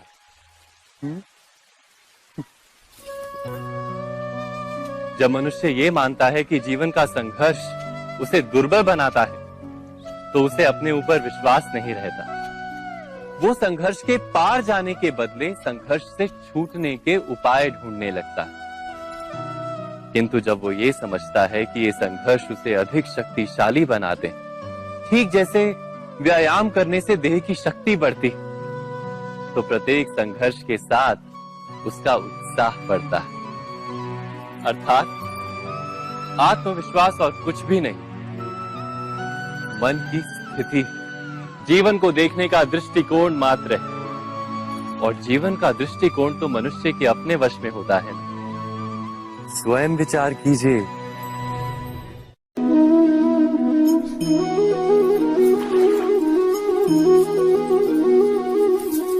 पिता सदा ही अपने संतान के सुख की कामना करते हैं, उनके भविष्य की चिंता करते रहते हैं। इसी कारणवश सदा ही अपने संतानों के भविष्य का मार्ग स्वयं निश्चित करने का प्रयत्न करते रहते हैं। जिस मार्ग पर पिता स्वयं चला है, जिस मार्ग के कंकर पत्थर को स्वयं देखा है, मार्ग की छाया, मार्ग की धूप को स्वयं जाना है, उसी मार्ग पर उसका पुत्र भी चले, यही इच्छा रहती है हर पिता की। निस्संदेह उत्तम भावना है ये। किंतु 3 प्रश्नों के ऊपर विचार करना हम भूल ही जाते हैं। कौन से प्रश्न? प्रथम प्रश्न, क्या समय के साथ प्रत्येक मार्ग बदल नहीं जाते? क्या समय सदा ही नई चुनौतियों को लेकर नहीं आता? तो फिर बीते हुए समय के अनुभव नई पीढ़ी को किस प्रकार लाभ दे सकते हैं? दूसरा प्रश्न, क्या प्रत्येक संतान अपने माता पिता की छवि होता है? हाँ, संतानों को संस्कार तो अवश्य माता पिता देते हैं, किंतु भीतर की क्षमता तो ईश्वर देते हैं। तो जिस मार्ग पर पिता को सफलता मिली है, विश्वास है कि उसी मार्ग पर उसकी संतानों को भी सफलता और सुख प्राप्त होगा। तीसरा प्रश्न, क्या जीवन के संघर्ष और चुनौतियां लाभकारी नहीं होती? क्या प्रत्येक नया प्रश्न एक नए उत्तर का द्वार नहीं खोलता?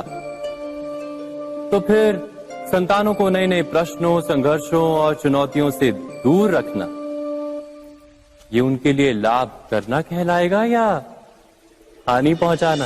अर्थात जिस प्रकार संतान के भविष्य का निर्माण करने के बदले उसके चरित्र का निर्माण करना श्रेष्ठ है, वैसे ही संतानों के जीवन का मार्ग निश्चित करने के बदले उन्हें नए संघर्षों के साथ जूझने के लिए मनोबल व ज्ञान देना अधिक लाभदायक नहीं होगा?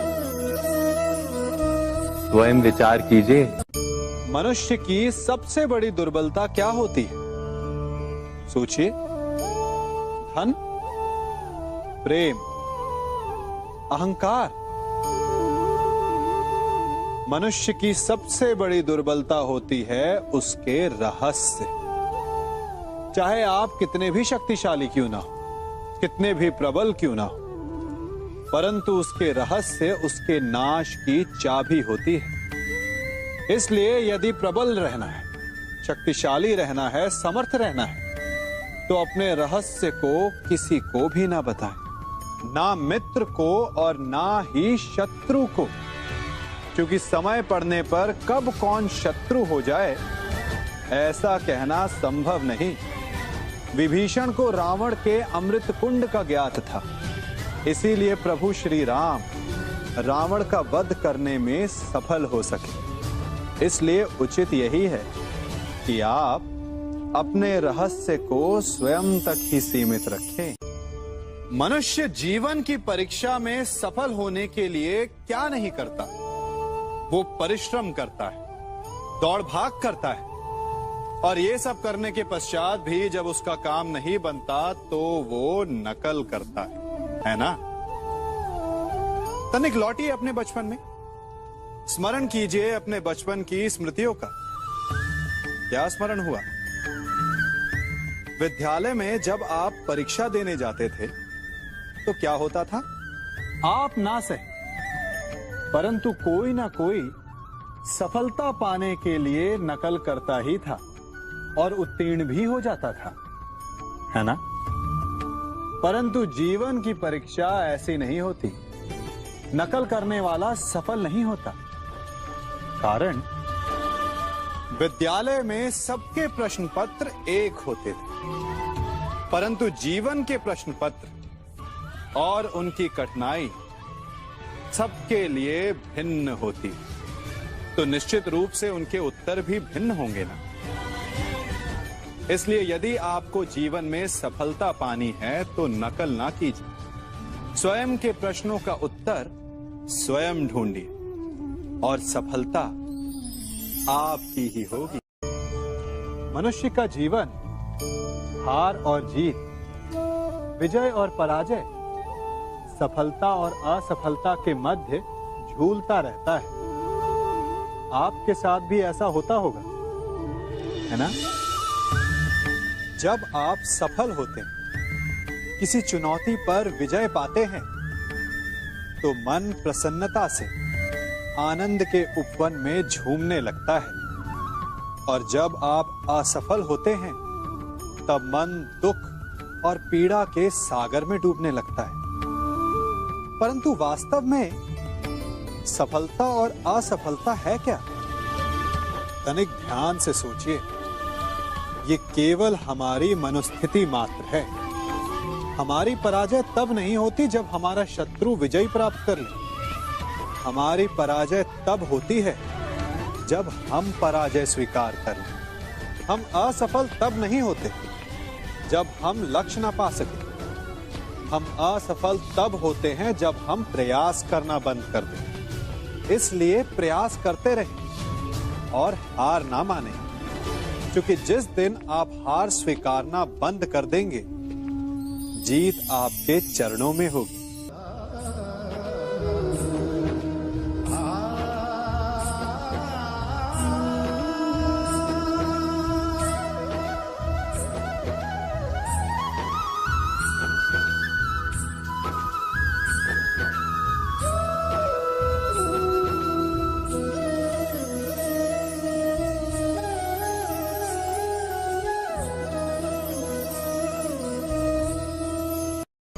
आप सबने बरगद के वृक्ष को तो देखा ही होगा।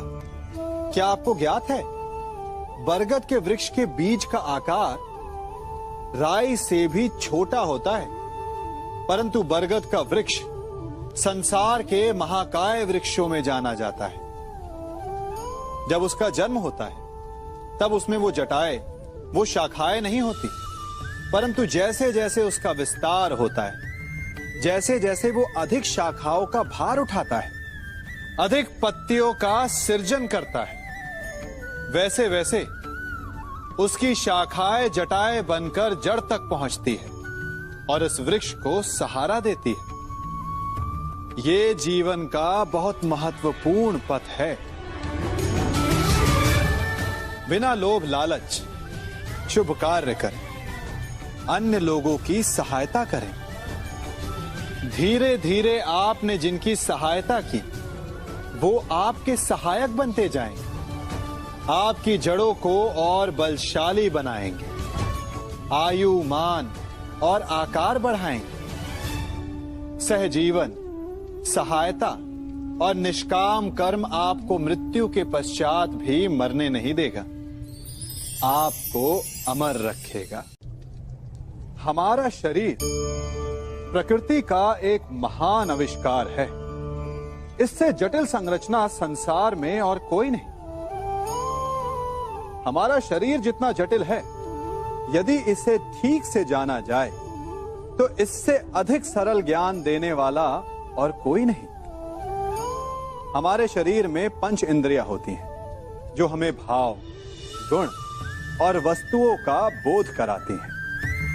हमारे पास आंखें हैं, नाक है, स्पर्श के लिए त्वचा है, कान है और जीभा है। सबका भिन्न भिन्न कार्य है। आंखों से देखना, कानों से सुनना, नथनों से श्वास लेना, त्वचा से स्पर्श करना और जीवा से स्वाद लेना। परंतु क्या आपने कभी सोचा कि प्रकृति ने हमें 2 आंखें दी, 2 नथुने दी, 2 कान दी, स्पर्श के लिए ये पूरा शरीर दिया, परंतु जीवा केवल 1 दी? ऐसा क्यों?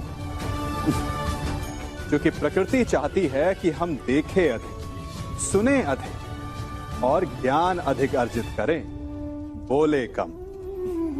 क्योंकि अधिक वाचाल नाश को निमंत्रण देता है। स्मरण रखिएगा।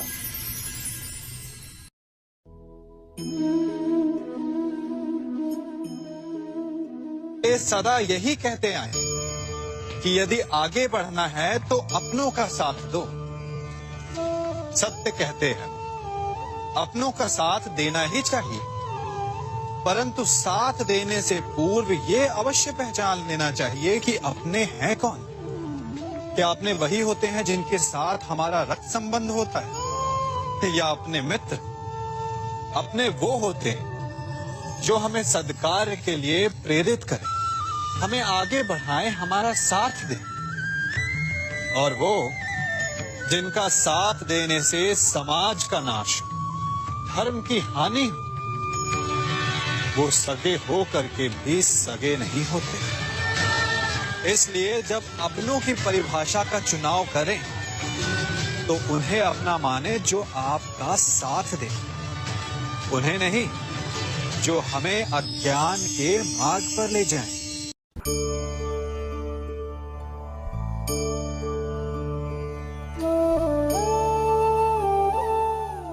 आप जिनसे प्रेम करते हैं सदा उनके समीप रहना चाहते हैं, नहीं चाहते कि कभी अपनों से दूर होना पड़े, बिछड़ना पड़े। परंतु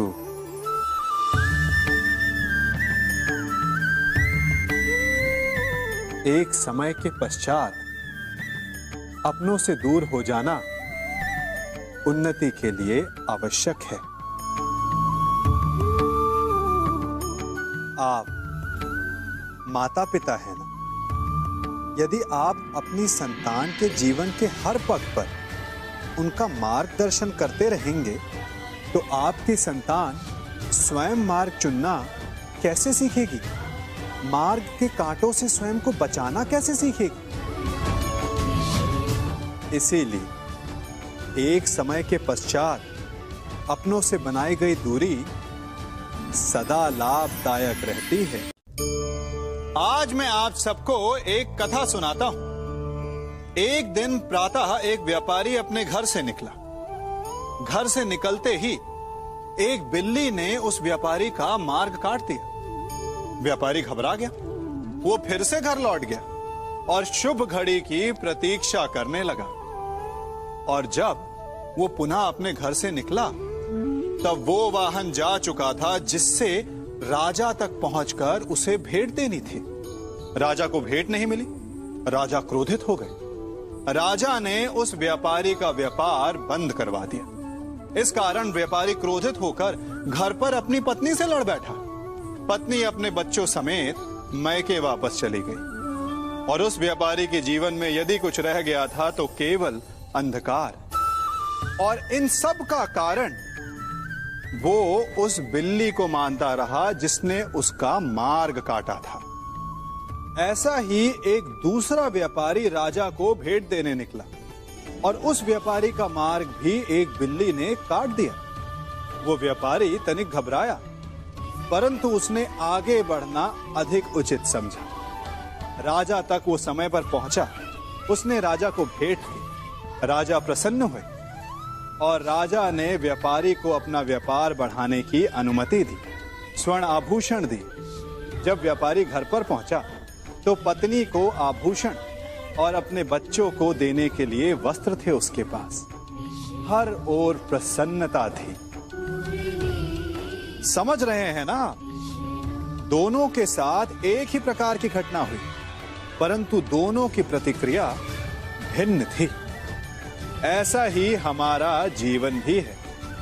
हमारे जीवन में प्रारब्ध का अपना स्थान है, परंतु उससे कई अधिक महत्वपूर्ण हमारी प्रतिक्रिया, हमारे सोच का प्रभाव है, क्योंकि यही हमारे जीवन को आकार देते हैं। इसलिए अपनी सोच को सकारात्मक रखिए। आपका जीवन सदैव आनंदमय।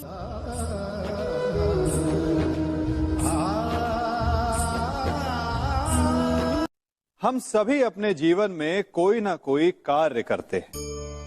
कार्य करते हैं तो थकान की अनुभूति होती है, और यदि थकान ना उतरे तो कार्य करने का मन नहीं करता। हम आशा करते हैं कि कदाचित एक दिन में 24 के स्थान पर 26 घंटे होते तो आराम करने के लिए हमें और अधिक समय मिल जाता। हमें ऐसा अनुभव होता है कि हम बहुत अधिक कार्य कर रहे हैं, है ना? परंतु क्या आपने कभी सोचा है कि जो लोग संसार में सफल हैं, उनके पास भी सफल होने के लिए दिन में केवल 24 घंटे थे, तो फिर वो सफल क्यों है? इसका एक छोटा सा रहस्य है। वो कार्य चुनते हैं जो उन्हें प्रिय है, जिसे करने में उन्हें आनंद आता है। उन्हें लगता ही नहीं कि वो कार्य कर रहे हैं, उन्हें लगता है कि वो प्रतिपल आनंद मना रहे हैं। और जब आप आनंद मनाते हैं तो थकान कैसी? इसलिए यदि आप जीवन में कोई भी कार्य करें तो वो आपके मन को भाना चाहिए, या जो कार्य आप कर रहे हैं उसे अपने मन को भा देने दो। सफलता आपको मिलेगी। कभी सोचा है हमारा जीवन भी उस रेत की घड़ी की भांति है? जो रेत नीचे गिर चुकी है वो हमारा अतीत है, जो अब भी ऊपर है वो हमारा आने वाला भविष्य है, और वर्तमान ये संकुचित स्थल है जहां से धीरे धीरे करके रेत गिर रही है। अर्थात हमारे पास जीने के लिए यही एक क्षण है। उसका उपयोग कैसे करना है ये हम पर निर्भर करता है। जो बीत गया उसका दुख मनाना है, या जो भविष्य में होने वाला है उसकी प्रतीक्षा में क्रोध करना है। सब कुछ करने के लिए यही एक क्षण है। प्रसन्न रहना है तो उसके लिए भी यही एक पल है। प्रतीक्षा करते रहोगे तो ये पल भी भूतकाल में बदल जाएगा। इसलिए आनंद के लिए, परोपकार के लिए प्रतीक्षा ना कीजिए। आपके पास जो पल है उनका भरपूर सदुपयोग कीजिए, क्योंकि इस घड़ी को पलटकर आप फिर से समय अवश्य गिन सकते हैं, परंतु अपना बीता हुआ समय आप वापस नहीं लौटा पाएंगे।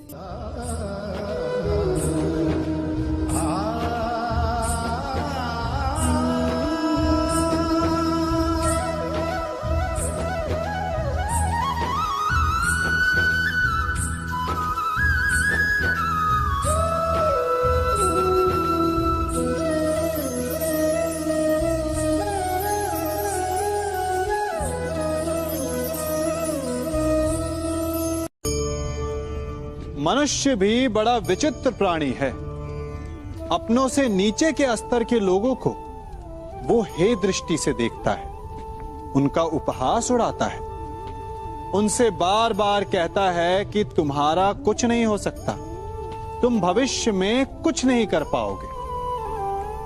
जब मनुष्य के पास धन, संपत्ति, मान होता है तो वो दूसरों का आदर नहीं करता, परंतु वो एक बात भूल जाता है कि उससे भी अधिक शक्तिशाली कोई अस्तित्व में है, और वो है समय। काल। काल अपना चक्र कब बदलेगा ये कोई नहीं जानता। समय अपनी करवट कब लेगा ये कोई नहीं जानता। कोयला भी समय के साथ साथ हीरे में परिवर्तित हो जाता है। इसलिए जीवन में कभी भी किसी का भी उपहास नहीं उड़ाना चाहिए।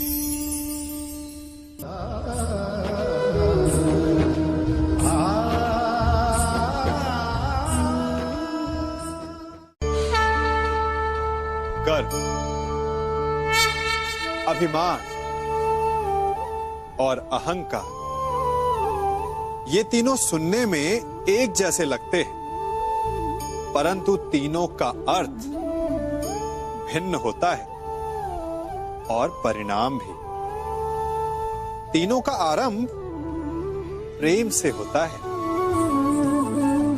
स्वयं से प्रेम, परिश्रम हमारे मन में गर्व को जन्म देता है और सफलता अभिमान जगाती है। यहां तक ठीक है, परंतु जब ये भावना अहंकार बन जाती है तब वो समस्या बन जाती है, क्योंकि सबसे बुरा अंत अहंकारी का ही होता है।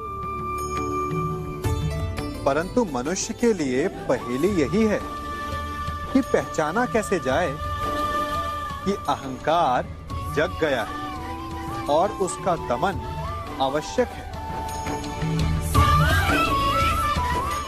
इसका उत्तर मैं नहीं, आपका मन देगा। जब तक आप स्वयं से प्रसन्न हैं, जब तक आप सबसे ऊंचा उठने का प्रयास कर रहे हैं, तब तक ठीक है। परंतु जब आपके मन में दूसरों को नीचा समझने का भाव आ जाए तो सावधान हो जाइए, क्योंकि यही अहंकार है जो वास्तव में आपको हीन कर रहा है।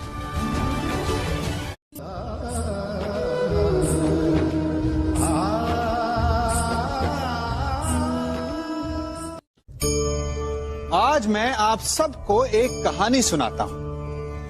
एक दिन गोकुल में दो व्यापारी आए। एक व्यापारी शहद का था, बड़ा मीठा शहद था उसका, परंतु वो गोकुल में टिक नहीं पाया। उसके व्यापार ने घाटा खाया और शीघ्र ही वो गोकुल छोड़कर चला गया। और दूसरा व्यापारी मिर्च का था। पहले दिन वो एक पोटली लाया और दूसरे ही दिन वो पूरी बैलगाड़ी भर कर लाया और धीरे धीरे पूरी मथुरा में उसकी धाक जम गई। मुझे बड़ा आश्चर्य हुआ, तो मैंने बाबा से पूछा कि ऐसा क्यों कि एक मीठे शहद का व्यापारी कंगाल हो गया और एक मिर्च का व्यापारी धीरे धीरे नगर सेठ बन गया। बाबा मुस्कुराए और उन्होंने कहा कि मीठी बोली बोलने वाले की तीखी मिर्च भी बिक जाती है और जो कड़वी बोली बोलता है उसका मीठा शहद भी नहीं बिकता। वाह, कितने उत्तम विचार हैं उनके, और उचित ही है।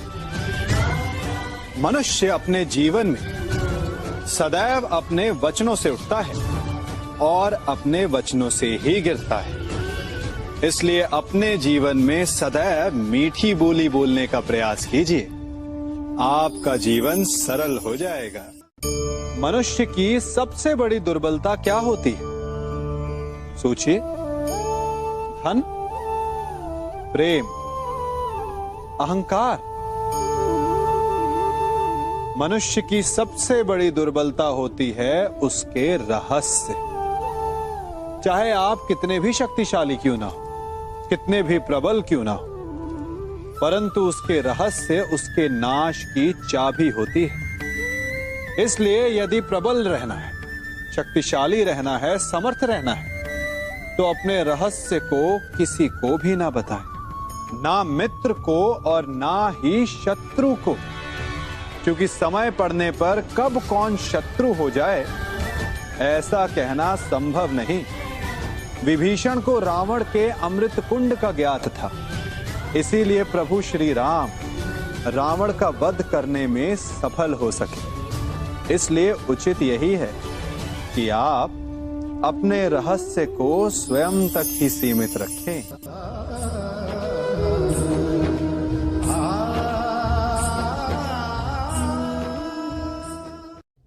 युवा अवस्था भी हमारे जीवन का कितना सुंदर काल होता है ना। बाहु में बल, मन में कुछ बड़ा कर जाने की चाह, आंखों में भविष्य के सुंदर और कोमल सपने। और इसी अवस्था में मनुष्य के भीतर पनपता है प्रेम। किसी को देखकर उस पर मन मोहित हो जाता है और फिर मनुष्य अपना सब कुछ उस पर न्यौछावर कर देना चाहता है। फिर प्रेम की परिणति होती है विवाह में। क्यों? सबको अपने खट्टे मीठे संस्मरण स्मरण हुआ है ना। परंतु यहीं से अधिकतर माता पिता और संतान के मध्य विचारों का विरोध प्रारंभ हो जाता है। संतान को लगता है कि उसका चुना जीवन साथी ही उसके लिए उपयुक्त है, और माता पिता को लगता है कि संतान अनजाने में भूल कर रही है। संतान का तर्क होता है कि उसे विवाह किससे करना है, ये उसका अधिकार है। और माता पिता का तर्क ये होता है कि अब भी जीवन साथी चुनने की समझ संतान में है ही नहीं। तो इस अवरोध को काटा कैसे जाए, उचित निर्णय कैसे लिया जाए? इसका एक ही मार्ग है, अपने उत्तरदायित्व का भान और अपनों से बड़ों के मापदंडों का भान। विवाह करने से पूर्व ये जान लेना आवश्यक है कि विवाह केवल अपने प्रेम को पाने का मार्ग नहीं है, अपितु विवाह से जीवन का एक नया द्वार भी खुलता है। और हर नए जीवन के साथ नए उत्तरदायित्व भी होते हैं। और यदि इन उत्तरदायित्वों को समझकर निर्णय लिया जाए तो विश्वास कीजिए, आपका दाम्पत्य जीवन आनंद से भरा रहेगा और आपको कभी ये पछतावा नहीं होगा कि आपने कोई अनुचित निर्णय लिया।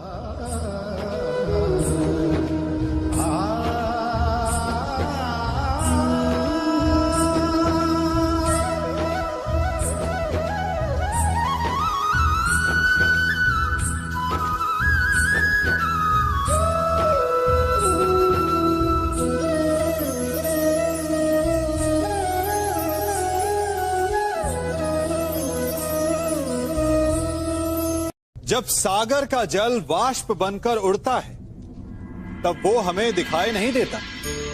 मेघ उस जल को अपने भीतर छिपा लेते हैं, लंबी यात्रा करते हैं, प्रयास करते हैं कि वो जल सदा उनके भीतर छिपा रहे। परंतु जब वायु का वेग उन्हें उड़ाकर किसी पर्वत से ले जाकर के टकरा देता है, तब उन मेघों को बरसना ही पड़ता है, क्योंकि यही नियति है, यही प्रकृति है। क्योंकि जल को सागर में जाकर मिलना ही है। ठीक ऐसा ही हमारे साथ भी होता है। हम सत्य को अपने मन के मेघों में चाहे जितना छिपाने का प्रयास कर लें, परंतु समय की आंधी उसे वास्तविकता के पर्वत से ले जाकर के टकराकर हमारे समक्ष ले ही आती है। जिस भय के कारण आप सत्य को सामने नहीं लेकर आना चाहते, एक दिन वही भय हमारे समक्ष आकर खड़ा हो जाता है और फिर हम लाचार हो जाते हैं, क्योंकि हमने उस भय का सामना करने की तैयारी नहीं की होती। इसलिए सत्य से भागे नहीं, उसे छिपाए भी नहीं, उसे स्वीकार करें। भविष्य की बड़ी विपत्ति से बच जाएंगे।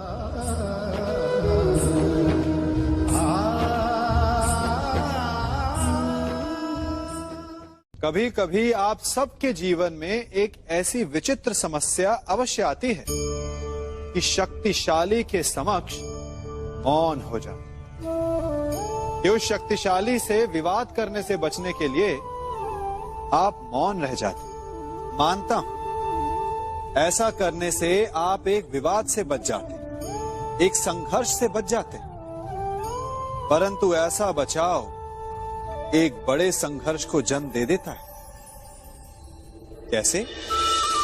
हमारा मौन रहना अनजाने में उसका समर्थन बन जाता है और वो स्वयं को अधिक शक्तिशाली अनुभव करता है और यहां से हमारा दमन प्रारंभ हो जाता है। एक के बाद एक हम अन्याय में अनचाहे रूप से सम्मिलित होते चले जाते हैं। तो इसका तोड़ क्या है, ये समझने के लिए ये जानना आवश्यक है कि ऐसी कौन सी बात है जो आपको विरोध करने से रोकती है। ये सामने वाले की शक्ति नहीं जो आपको रोकती है, ये आपके भीतर छिपा भय है जो आपको रोकता है। हाँ, कभी कभी भय आपकी सुरक्षा अवश्य कर सकता है, परंतु साथ साथ ये भी जानना आवश्यक है कि ये भय ही है जो आपको मौन भी रखता है। इसलिए अपने मन से भय को निकालिए और खुलकर अनीति का, अन्याय का विरोध कीजिए और फिर देखिएगा आपका मन कितना मुक्त, कितना हल्का अनुभव करेगा।